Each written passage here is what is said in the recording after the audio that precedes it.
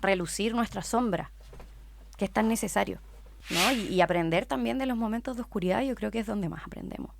Cuando hablamos de transpersonal, hablamos de que es una psicología holística que incorpora incluso el aspecto espiritual de la persona. Pero no es una enfermedad de partida. Entonces no es algo que uno pueda curar. Muchas veces se decía que con la alimentación se podía curar el autismo. Y que no hay una sola forma de ser autista o solo dos formas de ser autista, sino que hay diversas, ¿sí? Y respetar los ritmos y a bajar las revoluciones también. Porque muchas veces ellos tienen un ritmo más lento. Requieren de más tiempo para hacer las cosas. No porque no sean capaces, sino que porque tienen un ritmo diferente. Y son cosas que son súper útiles, insisto, no solamente para las personas que están dentro del espectro, para todos nosotros. O sea, yo, sí, que no soy una persona autista, también de repente requiero de ciertos movimientos o ciertas cosas para regularme, del abandono. Nos lleva a estar siempre buscando cómo encajar, cómo ser parte, cómo ser apreciado, visto, valorado. Son heridas, po. Entender que ellos son los que más saben de autismo y que hay que darle más pantalla, más oído a las personas autistas hablando de autismo. Yo lo que he podido observar es que en aquellas personas que han tenido diagnóstico tardío tienen una sensación de toda la vida de haber sido diferentes. Preguntemos qué necesita el otro, cómo el otro quiere ser acompañado y tratado. Esto es algo que yo considero muy importante de decir.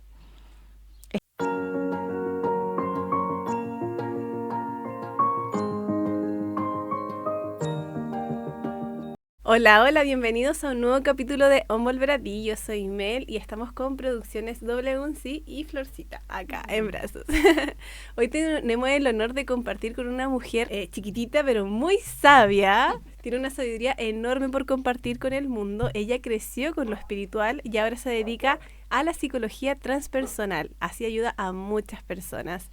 Ella es Rafaela. Demos la bienvenida al podcast. Bienvenida, Rafa. Un gusto que estés acá. Siento que tienes mucho que aportar, como te habíamos dicho, o sea, habíamos conversado. Todos tenemos mucho que aportar y tú, mediante la psicología transpersonal, wow, es todo un mundo. Sí. Cuéntanos entonces desde tu inicio. ¿Creciste con este mundo espiritual? Sí. Sí, yo no sé si recuerdo mi vida sin esta temática ahí rondando y dando vueltas. Mi mamá, como te contaba, y mi abuela, cuando yo tenía como 4 años, si no me equivoco, en los 2000 empezaron a meterse en este mundo. Por un lado mi mamá con el yoga y mi abuela con el reiki y las flores de Bach, todo en un mismo centro donde ellas iniciaron. Y nos iban transmitiendo de diferentes formas todos estos aprendizajes. Siempre estuvimos en los talleres de yoga de mi mamá. Mi abuela nos hacía reiki, nos hacía florcitas de Bach, nos explicaban también de qué se trataba todo esto, las veíamos en presentaciones, las acompañábamos a sus propios talleres. Hablo en plural porque también incluyo a mis hermanas. Son 3. Sí. Bueno, en ese tiempo era con la Manu y la Mica, que está la abuelita de mi mamá cuando ella empezó ahí en su camino del yoga. Y también desde chica nos fueron incluyendo en este tipo de conocimientos adaptados obviamente a nuestra edad. El taller de Reiki, me acuerdo, para niños, que lo hicimos como a los 7 años, si no me equivoco. Sí, era muy tierno, nos enseñaban, por ejemplo, a poner las manitos en la comida, en los animales, el auto-Reiki, que era muy importante en ese tiempo. Y eran cosas que con mi hermana siempre íbamos aplicando. Yo creo que fue también de alguna forma como una herramienta muy protectora, ¿sí?, para nosotras. Sí. Sí, porque de alguna forma uno también incluyendo mucho, sobre todo por parte de mi mamá, el tema de los angelitos. Siempre nos hablaba de la figura de los angelitos. Hay gente que habla, no sé, pues de los santos, otra de... Mi mamá era los angelitos de la guarda. Sí. Y teníamos esta como tendencia esta práctica de rezarles a nuestros angelitos, de agradecerles, de pedirles ayuda a nuestros angelitos. Entonces siempre, y hablo por las dos porque lo hemos conversado con mi hermana, estaba muy presente esa imagen de que había una figura que nos protegía, que nos podía ayudar, que nos podía acompañar también. ¿Desde chica lo creíste? Siempre, sí, sin ninguna duda. Oh. Sí, también habían en Sanarte, en esos tiempos, habían hartos talleres para niños. Entre ellos estaba el curso de los angelitos, me acuerdo, en donde nos decían también cómo se llamaba nuestro ángel. Y bueno, así fuimos creciendo en este mundo un poco mágico también, pero mucho viendo también, bueno, a mi mamá y sus prácticas de yoga en su día a día, todo lo que el yoga significa como estilo de vida, digamos. Y mi abuela que siempre fue una gran cuidadora, con todos sus nietos, mis primos, que hacía cosas como hacerle reiki a la comida. Si se nos echaba a perder un juguete, ella iba y le hacía reiki. Mi abuela es mágica, ella reparaba todo. Y, por ejemplo, no sé, pasaba mucho y había en una parcela, que los pajaritos chocaban con las ventanas y caían. Y todos íbamos a buscar a mi abuela y mi abuela le ponía las manitos y las abría y los pajaritos salían volando. Entonces era una cosa muy mágica, muy linda y que para nosotros era una realidad, de alguna forma. Era como lo normal. Claro que sí, sí, era lo normal. Entonces tuve eso mucho en mi primera infancia. Después tuvimos un cambio de colegio con mi hermana que fue cuando mi mamá ya... yo creo que empezó más a vivir desde esta realidad mucho más convencida, que era raro en estos tiempos. Todo el tema del yoga, del reiki, recién se estaba empezando a hablar y a veces también era mirado como algo extraño, con desconfianza y todo eso. Pero mi mamá tuvo la valentía siempre como de seguir eso, que era lo que le hacía sentido, y nos cambió a un colegio Waldorf, de pedagogía Waldorf, en donde toda la enseñanza se basa mucho en el tema espiritual, adaptado obviamente a cada edad y también al mundo mágico. Entonces era todo desde las historias mágicas, desde los personajes, desde las canciones, los poemas, el arte y todo eso. ¿Aún existen esos colegios? Sí, sí, cada vez hay más. Hay muchos jardines, de hecho, también. Ah, Más que colegios, sí. Mira, no sabía. Uh-huh. Ya, y ahí Sí. más te metiste en este mundo. Claro, sí. Sí, se acompañaba, era como un complemento con lo que en la casa también íbamos viviendo y aprendiendo. Uh-huh. Y ahí después creciste, te separaste como de lo más mágico, te diste cuenta que no era todo así. Claro, yo creo que fue como un poco un aterrizar y también esto que es muy natural del adolescente de distanciarse de lo que te han planteado o enseñado. Y también mucho de esta rebeldía contra la figura de la madre y del padre y todo eso. Sí, pasa. Entonces hubo un momento en que dejó como de interesarme de alguna forma todo esto y que también empecé a rebelarme y a cuestionarlo. Creo que está bien, es algo que hay que hacer, como el mundo o la espiritualidad en la infancia se ve desde algo muy mágico, que no creo que esté mal, pero hay cosas que sí hay que aterrizar. ¿Sí? Y ¿Cómo que, por ejemplo? A ver... ¿Qué te diste cuenta así como ya, esto no puede ser tan... Claro, por ejemplo, esto mucho del manifestar. De la ley el de tema de la atracción. ley de atracción, del manifestar y todo eso, que creo que es algo que yo no considero que no sea así, pero creo que hay que sumarle cosas. Entonces en ese momento me sirvió ver que había también que poner voluntad, que había que poner propósitos, que había que hacer, no solamente pedir de alguna forma, ¿no?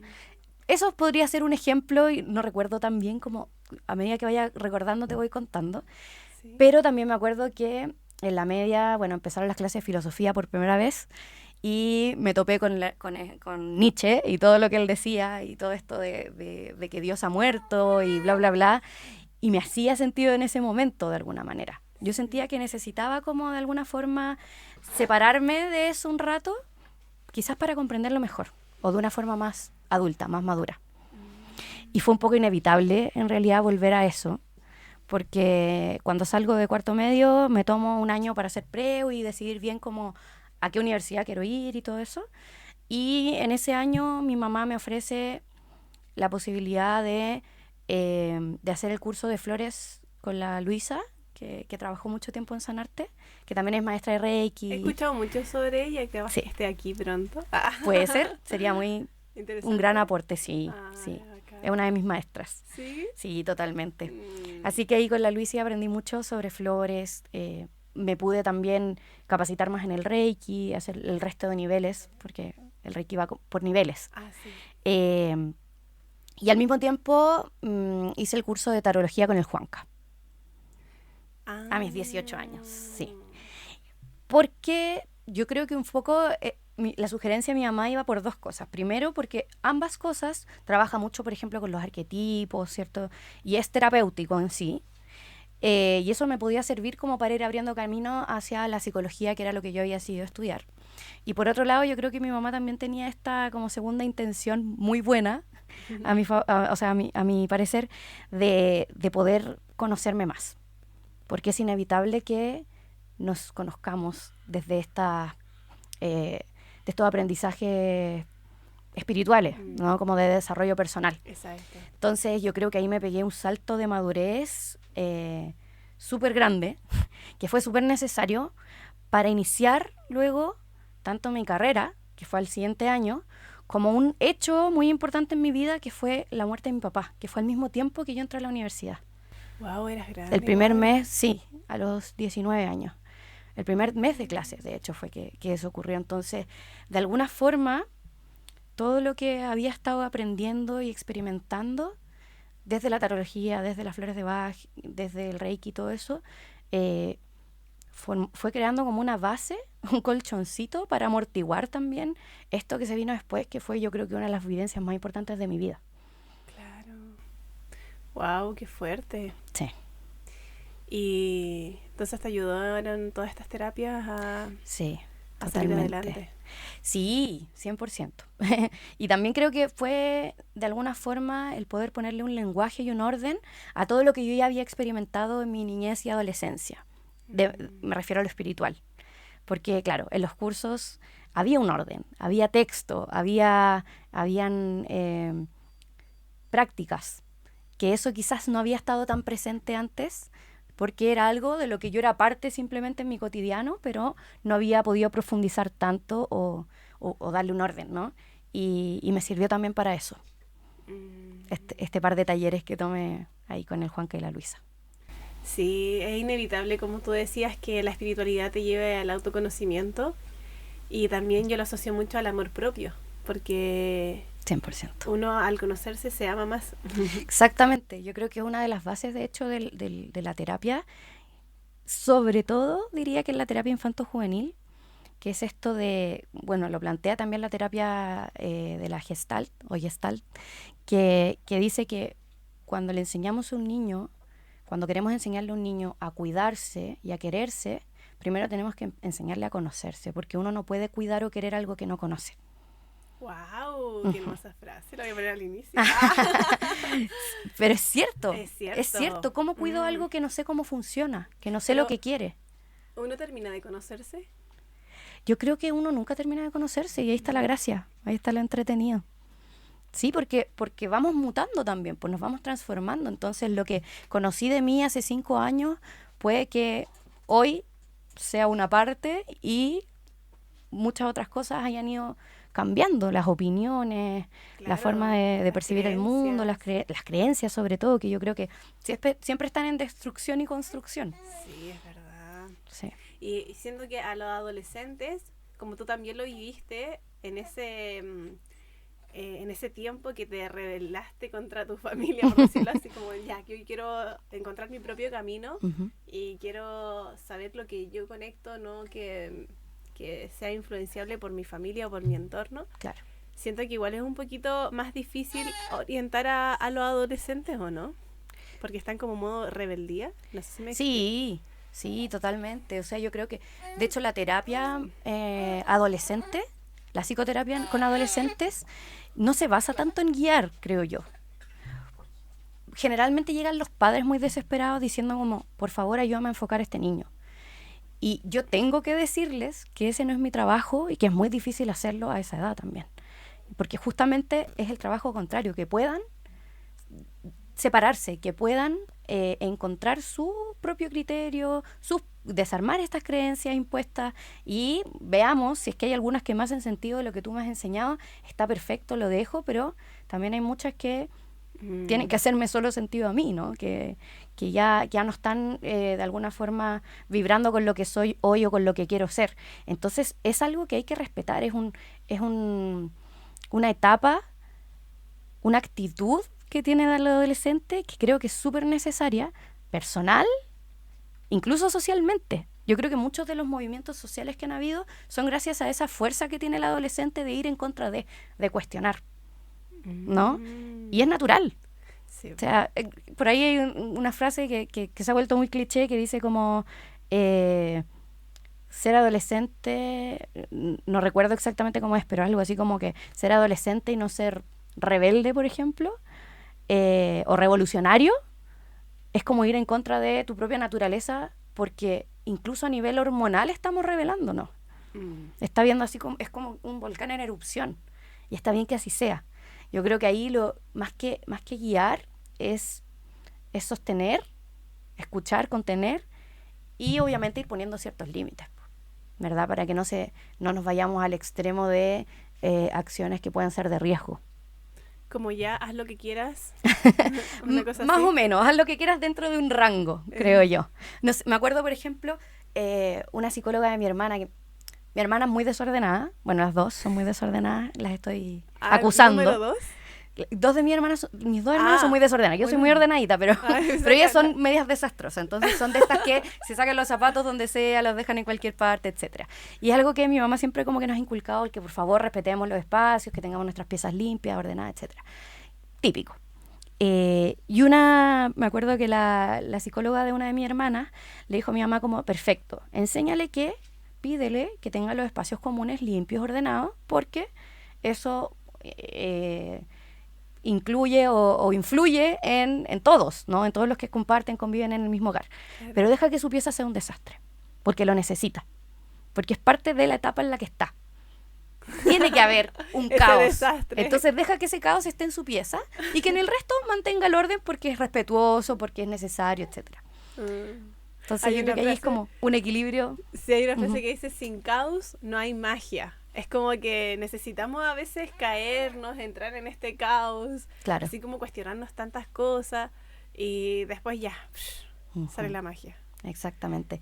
Yo creo que también aprendemos mucho de nuestro desorden, es como dejar entrar o dejar relucir nuestra sombra, que es tan necesario, ¿cierto?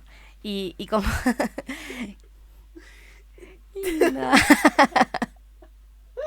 y se ríe. Salió en cámara, Florcita, eso. Claro, nuestro desorden es parte de nosotros, pues. Entonces, como la adolescencia, tenemos que descubrirnos, tenemos que encontrarnos con quiénes somos. Hay que experimentar muchas cosas, y entre ellas está el desorden también. Y la rebeldía. Oye, ahora últimamente igual me he cuestionado eso, porque, bueno, igual hace tiempo que estaba así como pensando que nosotros somos luz y también somos oscuridad. Y dicen que si no le damos espacio a la oscuridad, después sale a flote así como... Sí. Como que hay que darle ese espacio. Claro que sí. Es que es parte nuestra. Tenemos que darle espacio a todo lo que somos, creo yo. Sí. Reprimirlo sería también antinatural, creo yo. Sí, porque muchas veces por, no sé, por hacer terapias, por hacer yoga, por ser psicóloga incluso, yo creo que te catalogan demasiado, así como, eres psicóloga, deberías siempre estar bien. Claro. Y no. Y no, obvio que no. ¿No? Y aprender también de los momentos de oscuridad, yo creo que es donde más aprendemos. Sí. La verdad es que es lo que he podido observar, no solamente en mi historia, sino que también en mis pacientes, cómo los momentos de oscuridad son los que mayor aprendizaje nos traen. Oye, cuéntanos de la terapia que haces, tu psicología. Sí, yo, tengo este enfoque humanista transpersonal. Yo generalmente hablo más de lo humanista, porque hoy en día también ocurre algo, y en donde las redes sociales también son como una gran fuente como de críticas, de cuestionamientos, y pasa que el transpersonal, que le sumo al humanista, que es cuando hablamos de transpersonal, hablamos de que es una psicología holística que incorpora incluso el aspecto espiritual de la persona, ¿sí? Generalmente la psicología se basa mucho, la psicología tradicional, digamos, mucho en lo cognitivo, en la mente y en la emoción, ¿no? En el caso de lo transpersonal, vemos al ser humano en todas sus aristas, en todas sus áreas. Y dentro de la terapia se consideran todas esas áreas, ¿sí? Entonces pasa que, como es una nueva, entre comillas, línea de la psicología, y muchas veces se tiende a confundir la espiritualidad con la religión, es algo que a veces no gusta mucho. Se malinterpreta y se ha juzgado y criticado mucho esta línea humanista transpersonal. ¿Sí? Como desde lo más tradicional. Porque la confunden con la religión. Como sí, que algo... o porque lo ven como que cuando hablamos de psicología humanista transpersonal, como de estar todo el tiempo trabajando, no sé, con Reiki, con flores de Bach, con la energía, con las creencias, no sé, en dioses, en ángeles. los chakras. Claro. Una cosa así. Se reduce como a eso desde la ignorancia muchas veces. Cuando en realidad lo espiritual, para mí, tiene que ver con muchas otras... O sea, esas cosas son parte de la espiritualidad, claro, pero tiene que ver fundamentalmente con, creo yo, el poder ir más allá, el ponerle significado a las cosas, el buscar aprendizaje de las experiencias, el salirnos un poco como del yo cotidiano, ¿no? Como del ego que nos sirve para funcionar, para estar en el mundo, para poner límites y todo esto, pero entendiendo también que no solo somos ese ego, que somos muchas otras cosas más, que el ego es solamente una parte de lo que somos. ¿El ego es lo mismo que la oscuridad o no? Yo creo que la oscuridad es parte del ego. Yeah. Pero no es lo mismo, ¿no? Es como, el ego para mí, en palabras sencillas, es como un vehículo que nos sirve, o una herramienta que nos sirve para salir al mundo. O sea, nuestro cuerpo es parte del ego, ¿no? Es como nuestra individualidad, esa parte de la individualidad que nos ayuda a cumplir con roles, ¿no? Y que muchas veces ahí ocurre el gran problema, que nos sobreidentificamos con estos roles. Y creemos que somos solo eso. O sea, yo soy psicóloga. Ya, y me súper identifico con ser psicóloga. ¿Y qué pasa el día de mañana que no pueda ejercer? Por cualquier motivo. Porque la vida es así. Uh-huh. Entro en una crisis. Entro en una crisis de vida. Me angustio. Y tengo que, en ese momento, cuestionarme qué más soy además de esto. Pero lo ideal es que no lleguemos a ese punto de crisis, para entender que somos mucho más que eso con lo que nos sobreidentificamos. ¿Se entiende? Uh-huh. Entonces creo que el ego es una gran herramienta, es muy necesaria, como lo es nuestro cuerpo, que sin el ego no podríamos sobrevivir a este mundo humano, sí. Que el ego nos hace humanos, de hecho, pero no solo somos eso. Y la oscuridad, claro, está dentro de este mundo de egos también, así como tenemos personajes luminosos, también tenemos un personaje oscuro que suele ser el que menos mostramos, sí. ¿Verdad? Pero que hay que empezar a darle voz a esa, obviamente a su justa medida, todo. No andar así. Eso no quiere decir que voy a ir por la vida sin que me importen las consecuencias para con los demás, por ejemplo. Exacto. ¿Cierto? Pero es parte de nosotros y tenemos que darle luz también, po. Sí, es cierto. Es parte de... Me encanta que le demos lugar. Yo creo que en todos los podcasts hemos hablado del ego. Uh-huh. Siento que es tan necesario que no lo dejemos a un lado y que lo rechazamos muchas veces. Totalmente. Yo creo que ha habido una idea muy equivocada de lo que es el ego en estas tendencias espirituales. Yo creo que quien no incorpora el ego no está siendo espiritual. Quizás suena severo, pero lo espiritual es abarcarlo todo, es abarcar todo lo que soy. Y eso, el ego, es parte de lo que soy. Y es una parte muy importante de lo que soy. Exacto. Oye, qué hermoso. Oye, tú decías que, bueno, sin salir del tema de la psicología, entonces ayudas en el tema psicológico espiritual también, como mezclas esas dos ramas. Sí. Ya, súper. ¿Y estás enfocada como en cierto tipo de gente o a todos? Mira, yo partí infanto-juvenil, empecé a trabajar con niños y adolescentes. Hoy en día también estoy atendiendo adultos. Bueno, hace la semana pasada creo que salió un nuevo artículo científico que decía que la adolescencia dura hasta los 32 años. Somos adolescentes nosotras todavía. ¿En serio? Así que dentro de eso, sigo siendo infanto-juvenil. Mira, los 32. Sí, una locura. Ahí vamos a tener que reorganizarnos los psicólogos en ese sentido. ¿A qué se refiere con la adolescencia? No, en términos de la maduración cerebral. Ah, como más científico. Claro, sí. Como que desde esa línea. Hay cosas hormonales que siguen, claro, como cambiando. Ajustándose y cambiando hasta como los 32 años. Pero bueno, volviendo al punto de mi público, digamos, Ajá. hoy en día también estoy atendiendo a adultos, me lancé también por esa línea. Eh, Creo que fue principalmente cuando me especialicé en la condición del espectro autista. Yo hice un diplomado de eso y empecé, bueno, hasta el día de hoy sigo instruyéndome en esa temática. Y cuando me di cuenta que dentro del espectro autista hay muchas personas que tienen diagnóstico tardío, es decir, que son diagnosticados dentro del espectro autista o del déficit atencional en su adultez, ¿ya? Y me parece, y claro, me pareció muy importante como esa orejita de la Pero- temática autismo o neurodivergencia, en realidad. Te Claro, especializaste en eso. sí, Como sí, sí, sí. con las personas que tienen aspecto, Espectro autista. espectro. Sí, Ay, cuenta. sea, más rápido, más fácil. Sea. Condición del espectro autista, sí. Wow, ¿y qué has aprendido o lo que más has sacado en conclusión con tus pacientes con... ¿Y mis pacientes autistas, dices tú? Sí. Uy, yo creo que lo que más he aprendido, o sea, es que he aprendido mucho de ellos, porque esto es algo que yo considero muy importante de decir. Estamos en un momento en que como que estalló el tema del autismo, y eso es Sí. por muchos factores. Dicen Uno de que son esos, las vacunas. Ah, eso es absolutamente falso. ¿en serio? Sí, sí, sí, sí. No, hablemos con base científica. Eso no son las vacunas. Ya. No son las vacunas. Bueno, esto es algo que está también mucho en investigación actualmente, pero una de las cosas es que se amplió, porque antes había una subdivisión. Estaban las personas autistas y estaban las personas con el síndrome de Asperger, que hoy en día ya no está esa división. Y las personas con el síndrome de Asperger vendrían siendo los autistas funcionales. ¿Ok? Ahí se hacía por funcionalidad se hacía esta división.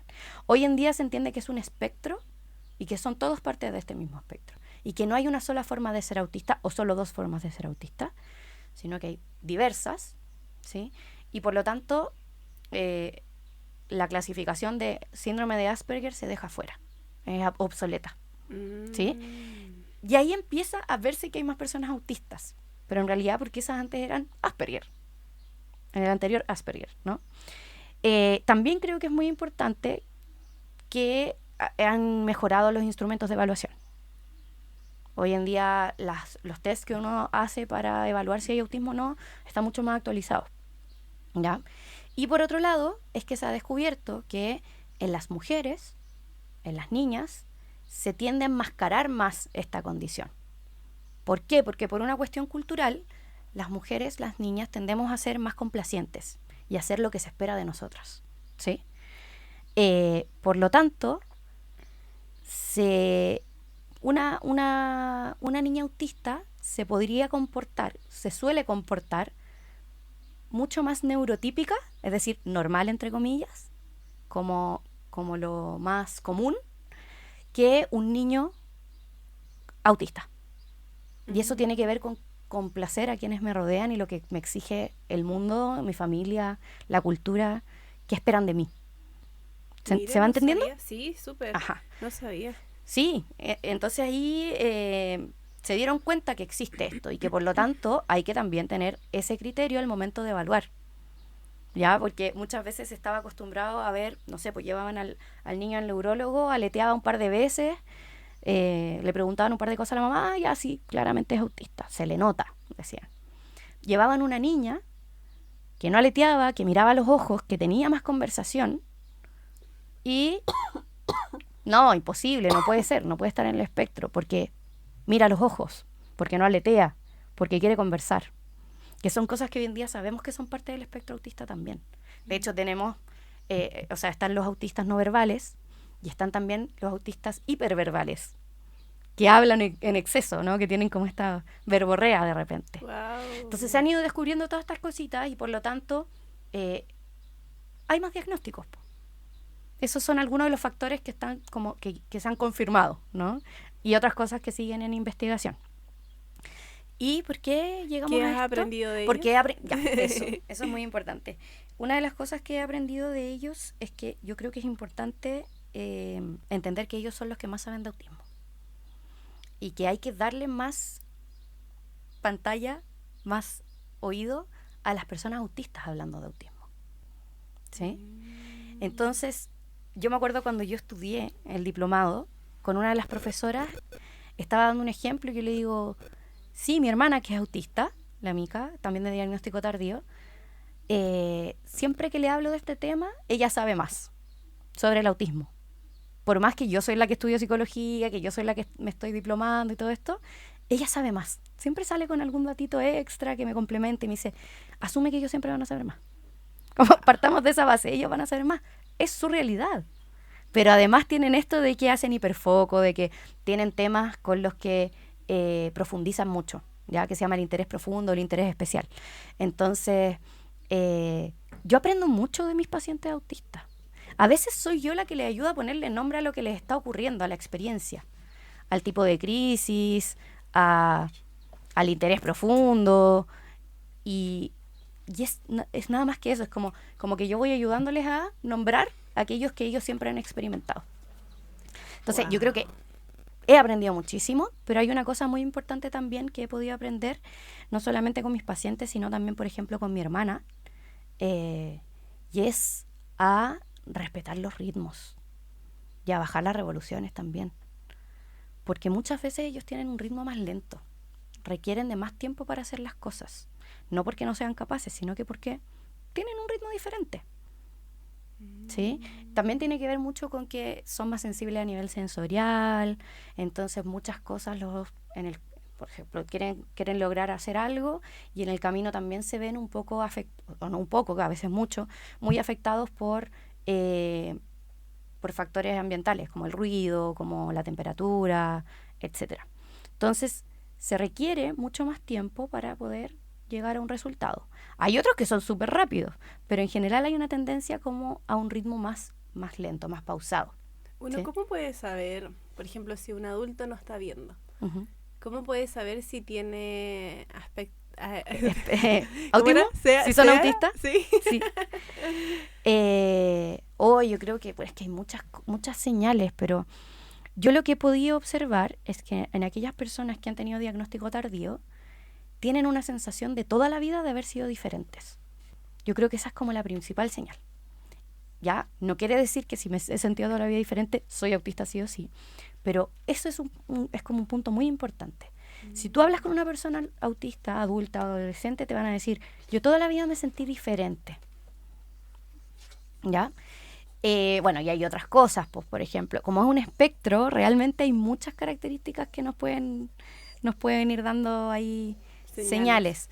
A ver, alguna que se me puede ocurrir ahora. La sensibilidad, yo creo que hay mucha sensibilidad en el tema sensorial. Uh-huh. Ya, de repente, las etiquetas de la ropa, las texturas de la ropa, la dificultad para comer ciertos alimentos, el dejar de repente fuera grupos alimentarios, sobre todo de chiquititos. Son muchas veces a los niños que les decían mañosos, ¿ya? Porque también tienen como una rigidez mental. Entonces, si hay una forma de hacer las cosas y me sacan de esta forma de hacer las cosas, probablemente experimente mucha frustración. Y eso se pueda manifestar en una crisis. Llanto, gritos, golpes, etcétera, ¿no? Entonces, claro, suelen ser niños que se han sentido extraños, diferentes, y también suelen ser los típicos niños mañositos, que los han tildado de mañosos, que en realidad dejemos claro que no son mañas, para nada, cero mañas. Es una sensibilidad que tienen. Wow. ¿Cierto? Y a un papá, como si está escuchando y siente que su hijo tiene estos síntomas que tú dices, ¿qué le dirías como que vaya al psicólogo? Sí, totalmente. O sea, estoy muy a favor del diagnóstico lo antes posible. Sí, porque en la sociedad que vivimos no hay mucho conocimiento sobre el autismo, sobre las neurodivergencias, sí. Incluyamos el déficit atencional en este punto, creo yo. Se sabe muy poco y por lo tanto, y al no ser porque el autismo es una discapacidad dinámica. Esto quiere decir que algo que puede ser discapacitante para mí a los 5 años, puede no serlo después a los 15, pero a los 15 se desarrolla otro tipo de dificultad, ¿ya? Por ejemplo, inventemos. En mi niñez tengo dificultades de tipo motoras, ¿sí? Uh-huh. Entonces mi discapacidad está más en eso. Con ayuda de terapeutas, de el mismo crecimiento, etcétera, supero esa discapacidad. Ya. Pero en mi adolescencia, como una de las cosas, uno de las dificultades del autismo es, por ejemplo, la comunicación social. En la adolescencia puede ser que se empiece a manifestar más esta dificultad. Por lo tanto, mi discapacidad está ahí. ¿Ya? A eso me refiero con que es una discapacidad dinámica. ¿Sí? Entonces, bueno, me doy unas vueltas, yo tengo déficit de atención. Pero ¿a qué iba con esto? Con que hoy en día la sociedad cada vez se sabe más sobre el autismo, pero aún se sabe muy poquito. Y al no ser una discapacidad observable o tan evidente, muchas veces la gente hace comentarios de tipo niño mañoso, ¿no? O persona torpe, o es raro, ¿no? De repente yo pienso en compañeros de curso que eran vistos como los raros del curso y hoy en día trato de hacer de recordar y digo como lo más probable es que haya estado dentro del espectro autista. Wow. Y no pudo ser acompañado como corresponde y respetado en su condición como corresponde porque no lo sabíamos. Entonces creo yo que ahí hay un punto súper importante. El saber que soy autista, el saber que soy neurodivergente, me va también a ayudar a hacerme, a protegerme, a hacerme un espacio, a exigir, que no debería ser así, el respeto debería ser solamente por el hecho de existir, ¿no? El respeto por los ritmos, por las formas de ser, etcétera. Pero como no es así, nos ayuda. Te voy a dar un ejemplo muy concreto. Mira, mi hermana Mica, que es autista, trabajó un tiempo en la pizzería allá en Sanarte. Y pasaba que la Mica tiene problemas motores, entonces muy temblorosa, ¿ya? Y la dispraxia, que también está dentro de las neurodivergencias, que es como una torpeza o dificultad de repente con los movimientos, con la fuerza del cuerpo, con, no sé, pues si tengo que dejar el brazo, el vaso aquí, yo sé que tengo que usar cierta fuerza, ¿no? Pero a veces con la dispraxia lo dejamos o con mucha fuerza o con muy poquita fuerza. Entonces, bueno, todo ese tipo de cosas se ven muchas veces en una persona que está dentro del espectro autista. Y en mi hermana se nota. Pasó que ella trabajó un tiempo ahí atendiendo, llevando las cositas a la mesa, en el fondo era mesera, ¿no? Y a veces dejaba las cosas de manera un poco torpe, o se le daba vuelta a algo, o se demoraba en escribir algo, no sé. Pasaba que le reclamaban, le ponían mala cara, por ejemplo. Y yo un día le dije a Mica, ¿sabes qué? Vamos a hacer una cosa, porque esto te está complicando y te está angustiando. Como lamentablemente la gente todavía no tiene mucho conocimiento y tu discapacidad no es tan evidente, compremos una chapita que diga que tú eres autista, que estás dentro del espectro.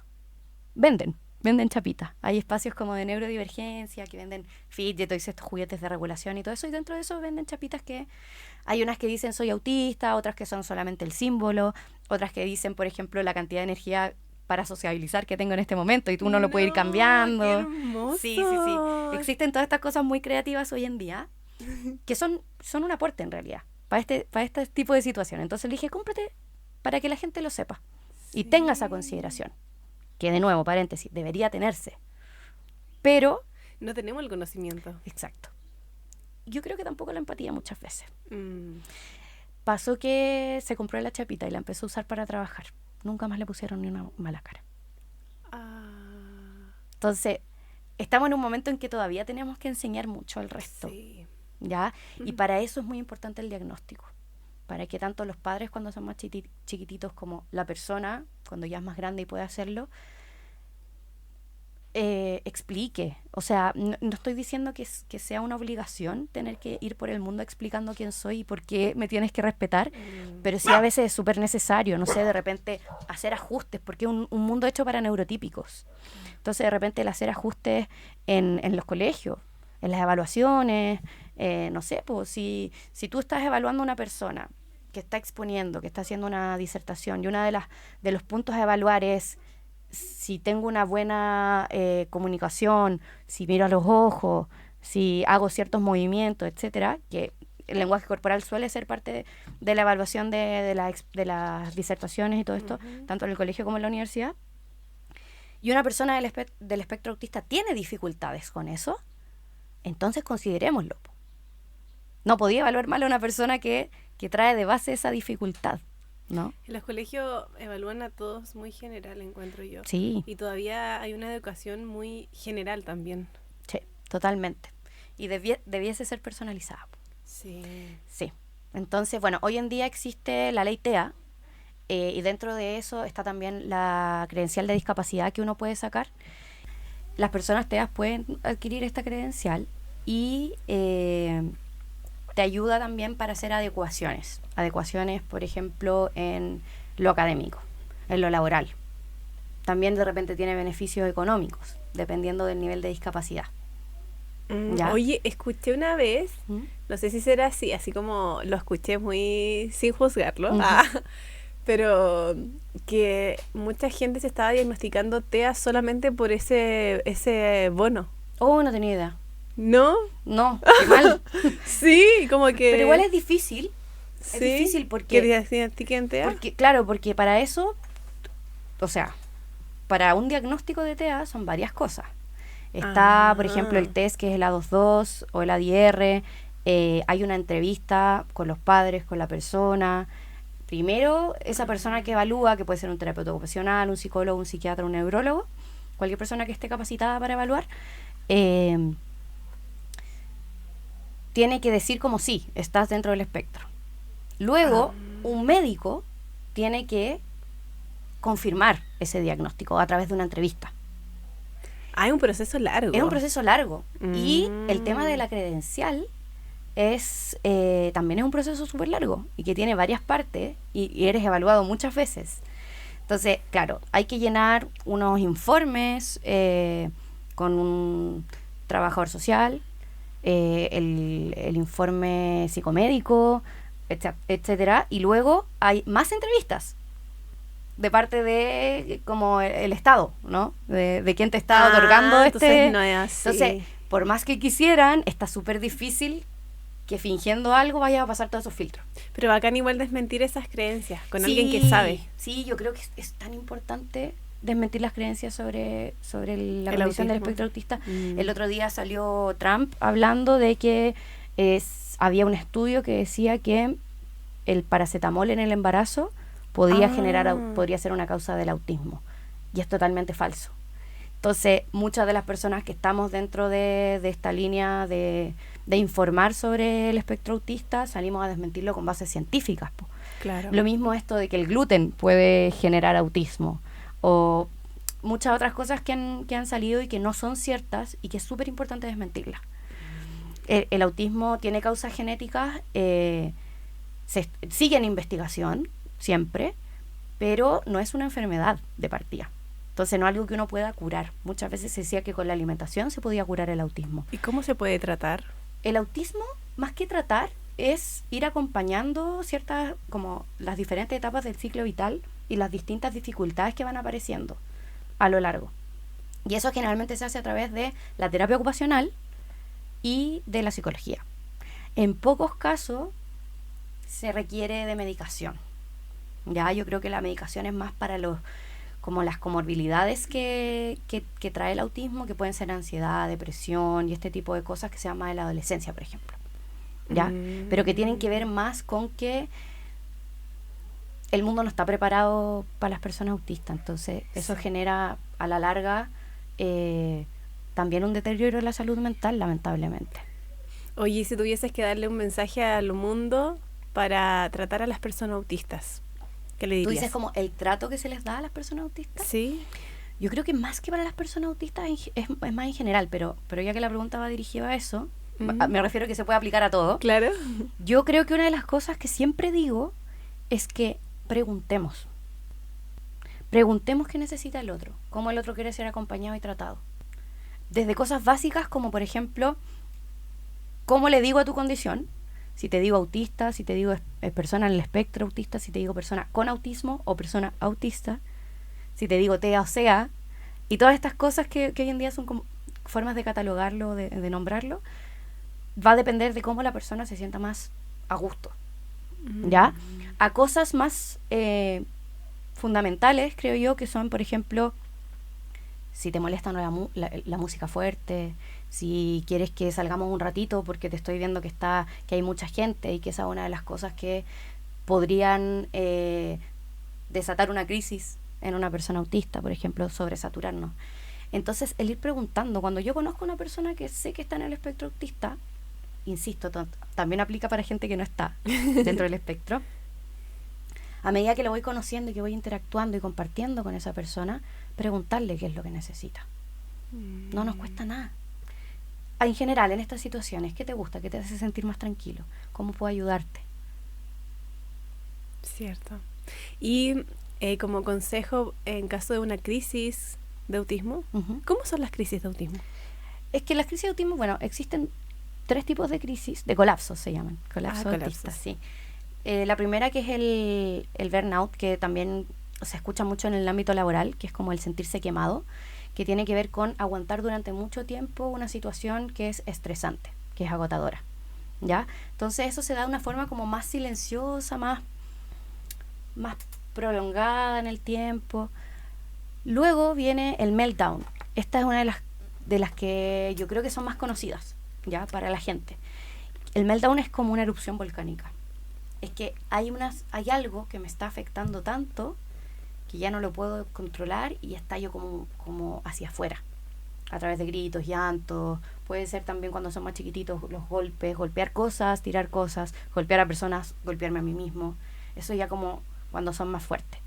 Entonces es súper evidente ese colapso, que es el meltdown. Es hacia afuera, ¿no? Y luego viene el shutdown, que es como apagar el interruptor.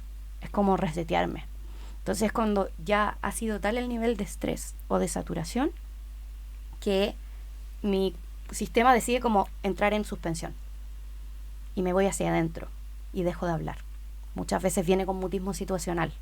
Es decir, de una forma que no es muy consciente, me cuesta retomar el diálogo. O puedo decir muy pocas palabras, por ejemplo, en esos momentos. ¿Ya? Muy pocos gestos. Quiero estar solo. Quiero como hacerme bolita de alguna forma. Es como que entro en suspensión, como en modo pausa, ¿no? Y esa puede durar días también. ¿Días? Sí. Wow. Sí. Entonces esos son los 3 tipos de colapso. Y ahí el cómo acompañar ese tipo de colapso, yo creo que lo más importante es que las personas autistas siempre tienen como cuidadores de confianza, personas que los conocen y que saben, porque también es diferente el cómo abordar las crisis con cada persona. Cada persona es un mundo. Sí, pues, así es. Entonces lo mismo es el de repente tener noción de qué es lo que al otro le sirve como persona individual. Y si no, preguntar. Y si la persona en el momento no puede decírtelo porque está en una crisis muy grande, preguntar a quien la conoce. ¿Qué podemos hacer en esta situación? Pero ahí hay muchas cosas, sobre todo el tema sensorial es muy importante. Sí. ¿Ya? Y ahí están estos juguetitos de autorregulación, los fidget toys, que no sé si los has visto, que son estos que uno aprieta cositas, mueve, sí. tira, bla, bla, bla. Incluso en los celulares tenían como... Exactamente. Bueno, que ahí puede ser cualquier cosa, yo puedo usar esto para regularme, ¿no? Cualquier cosa que sea así media repetitiva y que me permita estirar, apretar, que suene, o depende del gusto. También hay unas mantas de peso que sirven para la propiocepción. Oye, es todo un mundo. Sí, hay mucho ahí que saber, que averiguar, porque y que son cosas que son súper útiles, insisto, no solamente para las personas que están dentro del espectro, para todos nosotros. O sea, yo, que no soy una persona autista, también de repente requiero de ciertos movimientos o ciertas cosas para regularme, para sentirme más tranquila. Nosotros siempre las personas más neurotípicas, digamos, nos pillamos muchas veces haciendo movimientos repetitivos, mover la pierna. Sí, ¿eso por qué pasa? Porque nos estamos regulando, nos ayuda a regularnos. Todo lo que es repetitivo nos quita la ansiedad. Porque yo ya sé lo que va a pasar, es un patrón. Y eso me da seguridad. Wow. ¿Ya? Entonces, todos lo hacemos. Lo que pasa es que en el espectro autista es más evidente. Entonces, por ejemplo, los aleteos, que es uno de los típicos stimming de los autistas, no sé si... ¿Cómo aleteos? Los niños aletean, hacen así. Como que repiten esto, sí, cuando están nerviosos, emocionados, o a veces... Oye, mi bebé hace así. Los bebés suelen hacer eso. Sí. Eso es más común también, porque se están regulando. Pero, claro, en los adultos no es tan común, por ejemplo, que uno vea a un adulto haciendo así, ¿no? Entonces llama la atención. Pasa que nosotros, los neurotípicos, también hacemos ese tipo de cosas, pero mucho más piolitas. Más... sutiles. Sí, más sutiles, como más... ¿cuál es la palabra? Como... ¿esperables? Ah, ya. ¿No? Porque Sí. siempre, obviamente, tenemos este miedo a ser juzgados, entonces hacemos todo lo más adecuado, adaptado posible. Más adaptativo, diría yo, que es como la palabra... Para pertenecer. Exactamente. Sí. Wow, qué mal porque nos hemos moldeado con todos estos estereotipos, siendo que a veces no somos nada de lo que realmente somos por tratar de encajar. Claro, sí. ¿Qué podríamos hacer en ese caso? ¿Sacar esas máscaras? Sí, pues por supuesto. Y a veces necesitamos ayuda. Sí, porque muchas veces la herida del rechazo, del abandono, nos lleva a estar siempre buscando cómo encajar, cómo ser parte, cómo ser apreciado, visto, valorado. Son heridas, po. Yo creo que todos los humanos tenemos esas heridas. Sí. Yo creo que es una cuestión incluso muy de la época de las cavernas. Como si yo no era parte de una tribu, si yo no pertenecía a mi tribu y no era aceptado por mi tribu, lo más probable es que fuera a morir. Porque si no es en conjunto con una tribu, en esos tiempos que eran más salvajes, por ti solo no sobrevives. Pues. Entonces vienen, yo creo que de hace mucho, mucho tiempo, esta tendencia, esta herida, como es medio una herida del humano, ¿no? Como Sí. de querer pertenecer. Y somos seres sociales. Y si no Entonces, pertenecemos, ¿qué pasa? tú dices como, no sé, irme a vivir No, si al no- cerro, a la nada, Sin vecinos, o en sin qué nada. extremo, claro, como en qué nivel. Como que, o sea, tú por ejemplo que trabajas con chicos, chicas autistas, como ya, si yo sé que no pertenezco a esto, Ujú. ¿qué hago? Yo creo que siempre hay que buscar un espacio al cual pertenecer, porque si no nos deprimimos, porque está en nuestra naturaleza. Y pertenecer no quiere decir tener grandes grupos de amigos, quiere decir que haya un espacio y personas con las que yo pueda contar, con las que yo pueda compartir. Y si no hay nadie, por ejemplo, si siento que no hay nadie. Es que es muy probable que Siempre ahí hay estemos alguien. en un problema. Sí, Ahí hay que tratarlo. sí, totalmente. Bueno, siempre se acompaña con la psicología. Sí, sí. Por eso, por ejemplo, yo creo que es tan importante de repente estos círculos de abuelos que hacen, como de ancianos, de tercera edad, porque son edades en las que las personas mayores suelen estar más solitarias Sí. por distintos factores, entonces empiezan a deprimirse y en ese deprimirse también mueren. Se enferman muchísimo. Exacto. Entonces es súper importante tener ahí en consideración que no dejen de conectar con el resto. Es Somos que igual seres estamos, sociales. y aparte estamos todos conectados. Sí. Yoga, hablando del yoga, Ujú. que creciste con esto, significa unión. Sí. Entonces, todos estamos conectados, de alguna forma u Exactamente. otra. Entonces, aislarse, igual no te vas a poder aislar, porque siempre estás conectado con todo y con todos. Exactamente. Y aparte, me resuena mucho con los círculos que se hacen, por ejemplo, terapéuticos de mujeres, o estos retiros que también se hacen. Siento que también son para conectar con estas personas Sí. que van. Ajá. Muy bonito lo que se forma en los retiros, en los círculos, porque uno siente que pertenece a un grupo y se siente como, qué rico estar acá. ¿Cierto? Sí. Como en el calor de la tribu. Sí, es confortable. Sí. Deberíamos vivir todo en tribu. Sí. No se puede. Aún nuestra humanidad siento que le falta mucho. Sí. Estamos aprendiendo. Sí, Sí, estamos. muchas cosas. ¿Tú crees que Todavía vamos estamos. evolucionando o no? Yo creo que en algunas cosas sí y en otras no tanto. ¿Cómo que? Yo creo que sí se ha abierto, por ejemplo, el tema de la espiritualidad muchísimo. Y hoy en día tenemos mucha información por las redes sociales, por la tecnología.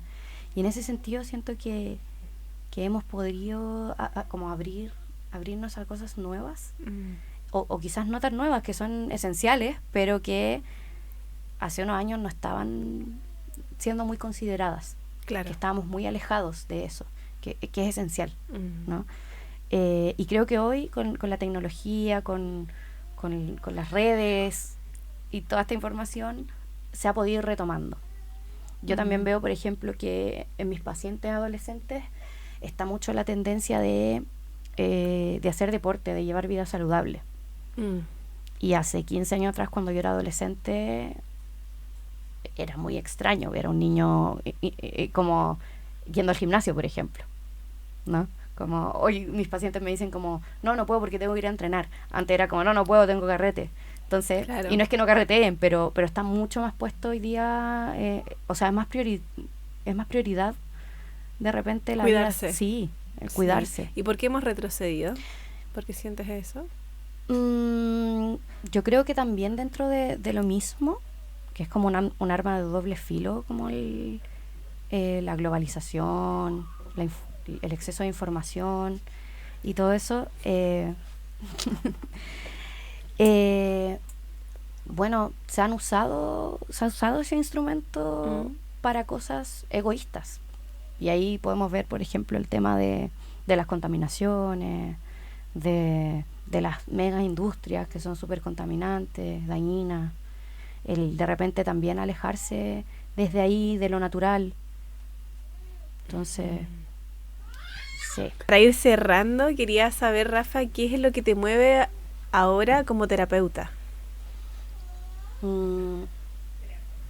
Yo creo que actualmente me mueve mucho el poder hacer un espacio respetuoso, como el crear espacios no solo de respeto, sino que también de cariño, de espacios más amorosos. Yo creo que eso le está faltando al mundo. Y creo que también en momentos de mi vida, en instituciones a las que fui, colegios, etcétera, pude vivir esa experiencia de espacios que no eran amorosos, que no eran respetuosos. Por lo tanto, también quizás viene un poco desde esa herida, claro. Pero para mí es muy importante, no solamente en la terapia, sino que en general, hacer espacios amorosos, de mucho respeto. Sí, cierto, nos falta mucho. O sea, sobre todo con el bullying que se ve todavía en los colegios. Y no solo en los colegios. En los trabajos. En las redes sociales. Sí, incluso ayer hablé con una chica en yoga que estaba con licencia porque en los trabajos 3 chicas habían hecho algo en contra de ella, como que se pusieron de acuerdo para que se fuera del trabajo. Entonces, como, ¿por qué estamos haciendo eso como humanidad todavía? Me cuesta entenderlo. Es difícil de entender. Yo creo que ahí se puede conectar un poquito con lo que estábamos hablando del ego, y que cuando nos identificamos con un rol, llegamos a esos extremos muchas veces. Por querer proteger ese personaje o ese rol, empezamos a excluir, pasamos a llevar al otro. Exactamente, nos quedamos muy ahí, como encapsulados. Eso se vuelve como algo inflexible.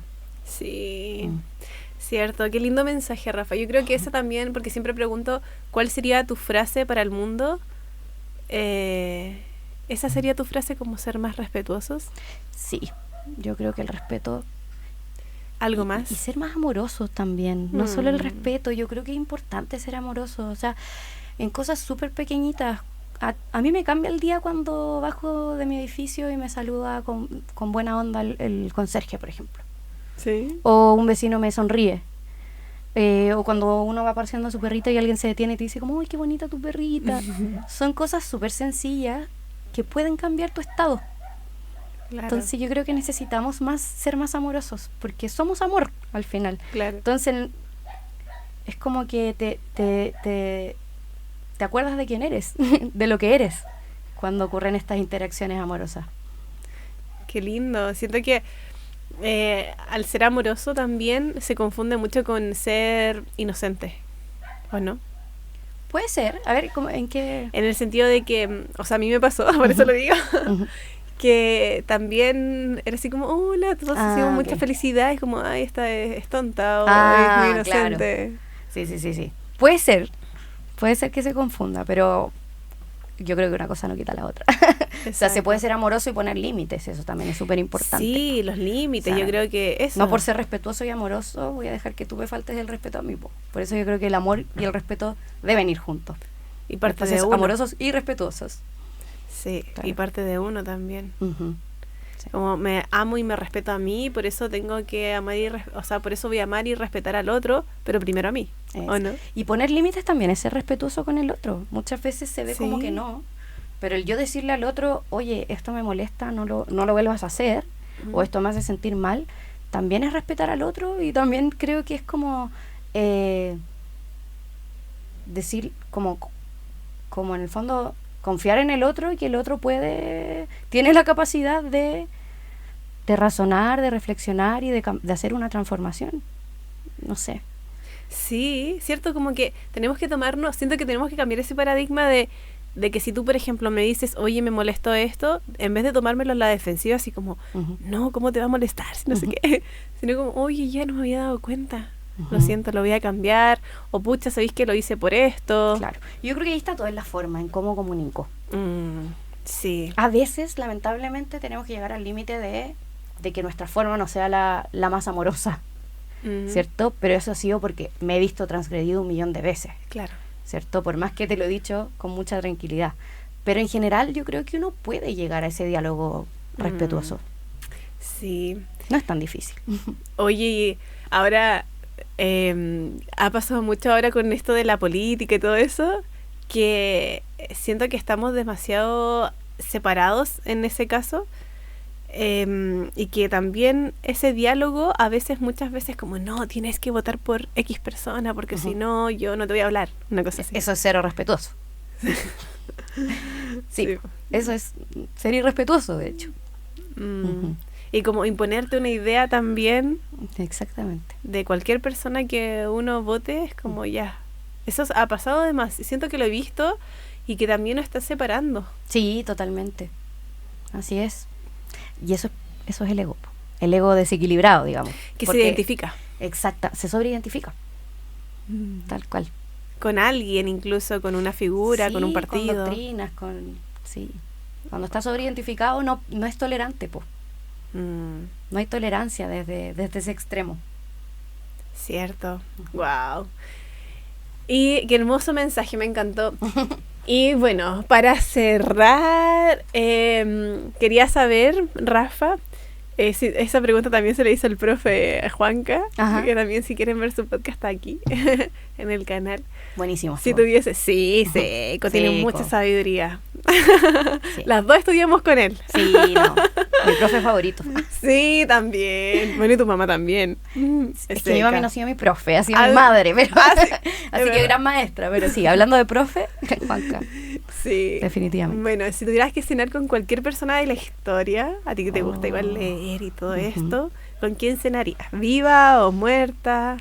Uy, ¿con quién tuvieses como un personaje diálogo? Histórico? Sí, así como alguien que te haya impactado y te haya movido así como creencias. Uy, se me ocurre alguien que quizá es poco humilde de mi parte, pero no lo mismo. Imagínate cenar con Jesús. Wow. Digo que sería... Tengo muchas dudas. Tendría muchas preguntas que hacerle. Sí, yo creo que sería una de las personas con quien elegiría cenar. ¿Aún sigues creyendo en los ángeles? Sí, pero mira, yo creo, esto lo hablaba hace unos días con un amigo, porque yo sigo rezando también. Es una práctica que me quedó y que me sirve mucho psicológicamente hablando, porque es un momento antes de dormir en que puedo un poco descargar mis pensamientos, agradecer también, y el hacer como una visualización de protección para la gente que quiero, ¿no? Como para mis más queridos. Y sigo con esa cuestión de hablarle a mi ángel cuando rezo. Yo creo que los ángeles, que los dioses en otras religiones, los mismos santos, son lo mismo, ¿ya? Que según la cultura, según la religión, se les pone un nombre y se les pone una forma. Pero en el fondo, a quien le rece le estoy rezando a la misma cuestión, creo yo, ¿no? Es como que al espíritu, a Dios, a la conciencia o como uno le quiera llamar, es con quien estamos conectando. Pero nosotros le ponemos una imagen, una figura, según lo que nos acomoda por nuestra cultura, por nuestra forma de ver el mundo, etcétera. Claro. Entonces, claro, yo sí pienso en los angelitos, o cuando creo que necesito ayuda y, no sé, pues voy en un lugar peligroso y digo como, sí, imagino eso, imagino un ángel detrás de mí protegiéndome. Pero eso no quiere decir que que yo creo que es lo único a lo que se le puede rezar. Yo creo que eso es una imagen que hemos creado de algo más grande que al final sería Dios o la conciencia, ¿no? ¿Crees en Dios? Yo creo en Dios, sí, totalmente. Sí, yo creo en Dios y experimento a Dios.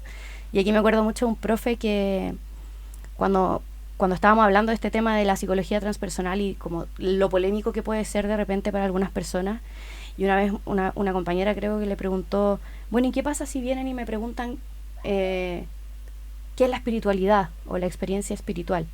Y el profe dijo como, es que la espiritualidad podemos intentar ponerla en palabras, pero en realidad es una experiencia. Y uno sabe cuando está experimentando la espiritualidad. ¡Wow! Y esa cuestión a mí me quedó dando vueltas y considero que es muy cierto, que es muy certero. Entonces, me tomo también junto con un video de Humberto Maturana que salía el otro día y le preguntaban esto de, ¿tú crees en Dios? Y él decía, yo no creo en Dios. Yo experimento a Dios. Y le encontré toda la razón. Claro, puedo decirte que creo en Dios, pero yo en realidad lo que hago es experimento a Dios o a la conciencia o a como queramos llamarle, ¿no? Que de repente la palabra Dios está súper manoseada, pero o se conecta mucho con lo religioso. Yo creo en Dios, y experimento a Dios, no desde una religión. Claro. Sí. ¡Wow! ¡Qué hermoso! Bueno, Rafa, qué hermoso como cerraste. Siento que da mucho para hablar. Tienes mucho conocimiento que entregar, mucha sabiduría. Gracias. Y tan chiquitita. Bueno, tenemos la misma edad. Sí. Pero siento que vamos por un camino de amor que es la esencia de todas las cosas, como bien dice mi madre. Exactamente, y como también lo creemos nosotras. Sí. Entonces es un camino de amor para el mundo, para el universo, para formar mayor conciencia en todos y en nosotras también. Sí, totalmente. Entonces te agradezco de corazón por estar aquí. Gracias a ti. Que llegue a muchas almitas que resuenen contigo. Siento que van a resonar muchas personas contigo. Y eso, Rafa, muchas gracias. Muchas gracias por el espacio y por la invitación. Y para cerrar, les quiero agradecer, a todos, a todas por ver este capítulo. Y también, Rafa, si quieren hacerse alguna terapia contigo, cuéntanos cómo te pueden contactar. El Instagram que tengo se llama Tente Paciencia.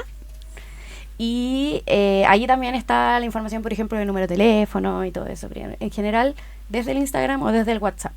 Ya, psicología transpersonal. Sí, humanista transpersonal. Humanista transpersonal. Ya, genial, ahí te pueden encontrar. Se las recomiendo mucho. Y recuerden suscribirse, ayudarme con like y compartiendo este video, ya que a muchas personas le va a servir mucho esta experiencia de Rafa. Eso, nos vemos en un próximo capítulo. Chao, chao. Chao.